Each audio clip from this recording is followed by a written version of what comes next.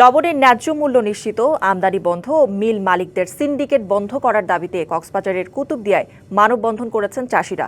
মানববন্ধনের পর চাষিরা সড়কে লবণ ফেলে প্রতিবাদ জানান। সকালে প্রান্তিক লবণ চাষী সমিতি কুতুবদিয়ার ব্যানারে লবণ মাঠে এই মানববন্ধন হয়। মানববন্ধনে অনেকেই অংশ নেন কাফনের কাপড় পরে। পরে এক সমাবেশে চাষিরা বলেন, বর্তমানে মাঠ পর্যায়ে মন প্রতি লবণের মূল্য পাচ্ছেন 120 থেকে 140 টাকা, অথচ উৎপাদন খরচ পড়ছে 300 থেকে 350 টাকা। এতে প্রান্তিক চাষিদের পথে বসার উপক্রম হয়েছে।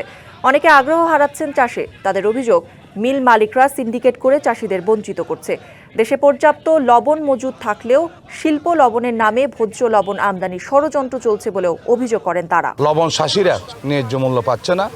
গত বছর আমাদের লবণ চাষিরা যারা 100 টাকা কম কাটিয়েছেন, এরা পেয়েছে 50 টাকা। কেজি প্রতি লবণের দাম হচ্ছে 3 টাকা, চাষিরা পাচ্ছে 3 টাকা।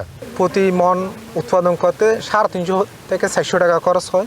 আমরা রেট পাচ্ছি এখন প্রতি মনে 140 থেকে 150 টাকা। বাদ চোল ঠিকভাবে কিনতে পারছে না, এরা অনেক অসহায় হয়ে পড়ছে।